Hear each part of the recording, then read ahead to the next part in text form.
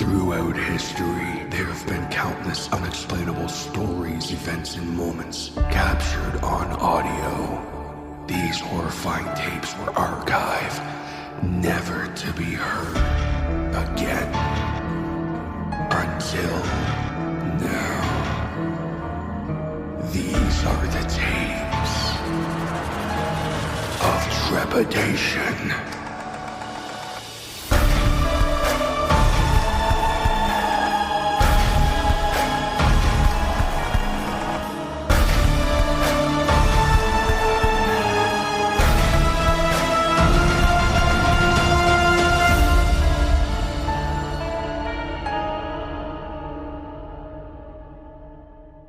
Tape number 72.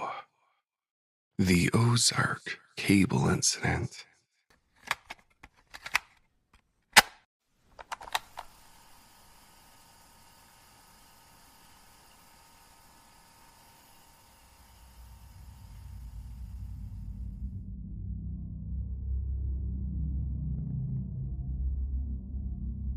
As a child, I grew up in a small southern Missouri town just north of the Ozark mountain range.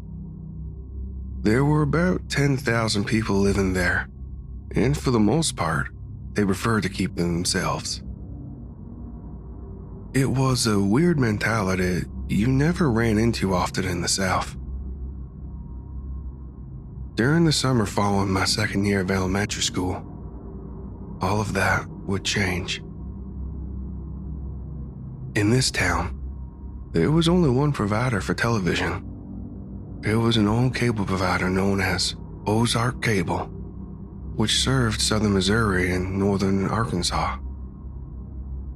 It only broadcast 10 channels, and given that satellite wasn't available within 100 miles of my town, I had to make the best of it.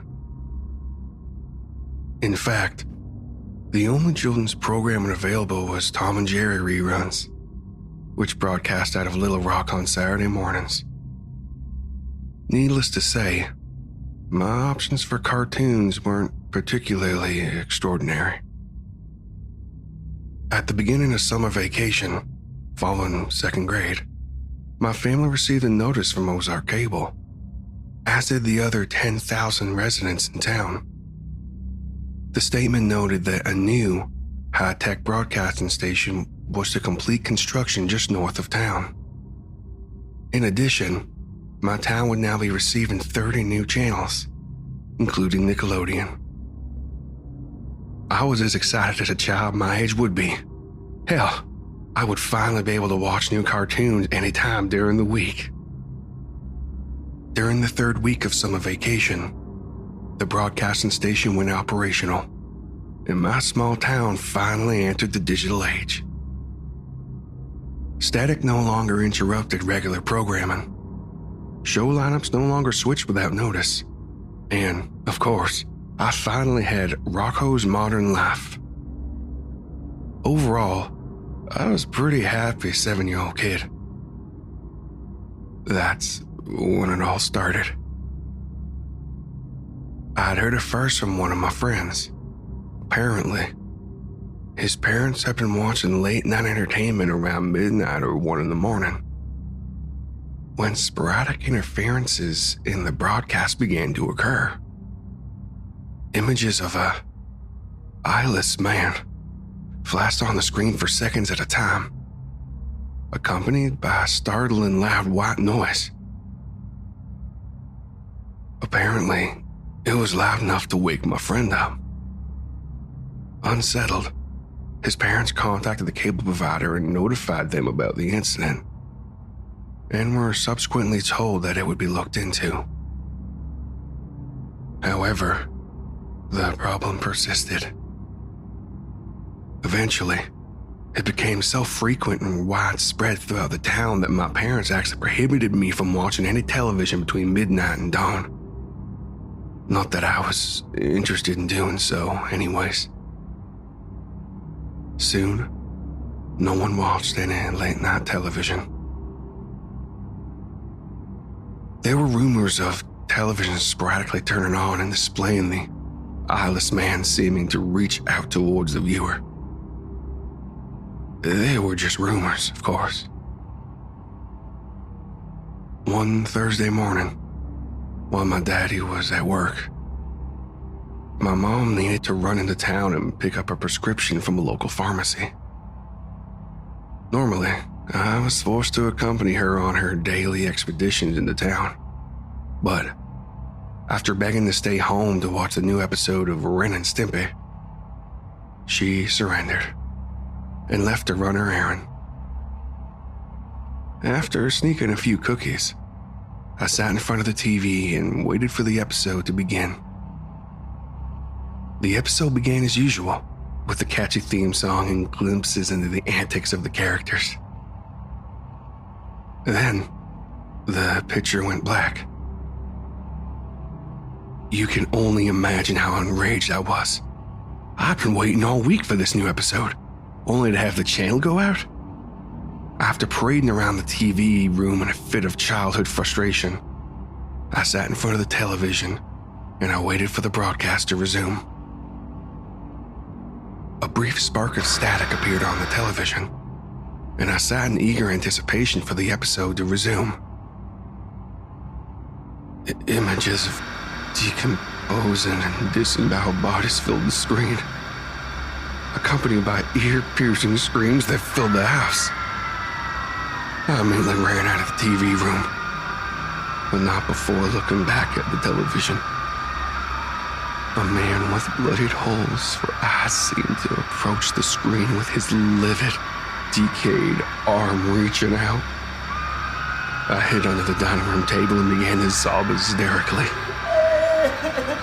In my fit, I became so nauseated out of terror that I vomited on the floor.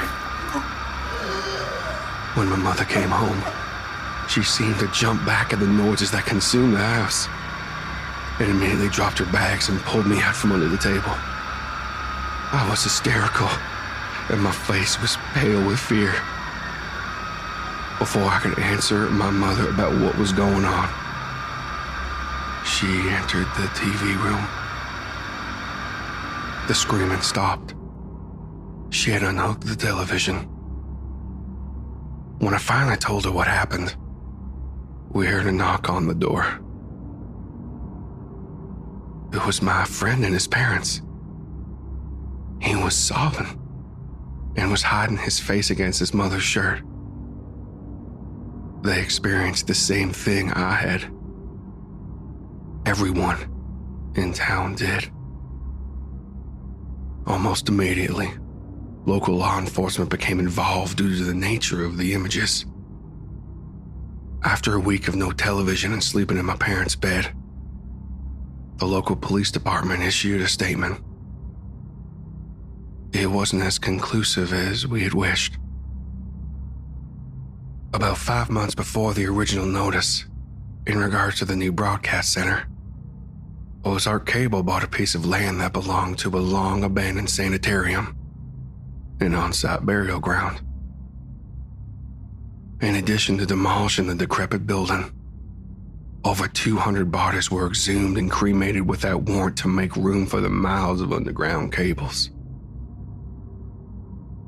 Ozark Cable was immediately fined and its owner prosecuted.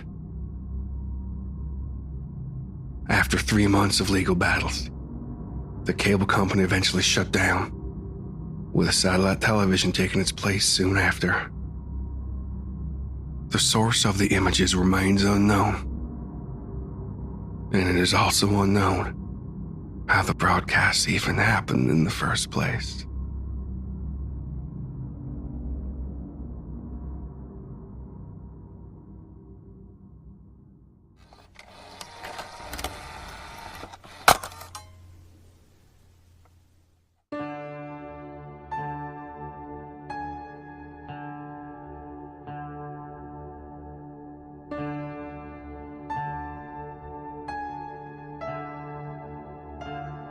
This has been tape number 72, The Ozark Cable Incident, by the Tapes of Trepidation Horror Narration Podcast.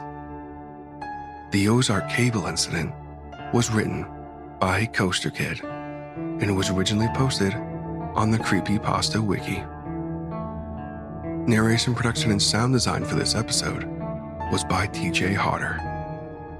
Credits for music and additional sound design can be found in the show notes. The Tapes of Trepidation theme was written by the incredible J.M. Scherf. All logos, banners, overlays, and graphic design work was provided by the talented Jason Reese from Jaybird Digital Arts. If you have a story you would like to submit or a question regarding the show, please contact us at tapesoftrepidation.podcast@gmail.com. Support the show by subscribing and leaving a rating on Spotify, Apple Podcasts, your favorite podcatcher, or like and subscribe on YouTube. Be sure to tell your friends. Word of mouth is extremely helpful to a podcast like this one. Check us out on social media through the link tree in the show notes. We have Facebook, Instagram, and Discord. And if you'd like to support the show a little more, consider joining the Tapes of Trepidation Patreon. With as little as $5 a month, you can gain access to monthly bonus short stories / micropasta narrations, the weekly behind-the-scenes podcast within the archive, and more. So come, join us, and become trapped within the archive.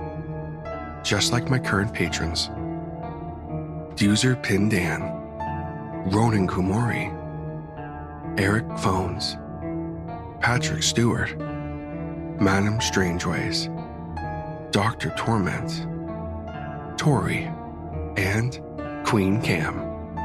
Thank you all so much for the support. I couldn't do this without you guys. All content used on Tapes of Trepidation is either original, used with permission, or is available under Creative Commons by Share-alike license. All rights reserved unless otherwise stated. Licensing information can be found in the show notes. This podcast and its content may not be redistributed or rebroadcast, but the express written consent of Tapes of Trepidation and the story's author. Thank you so much for listening.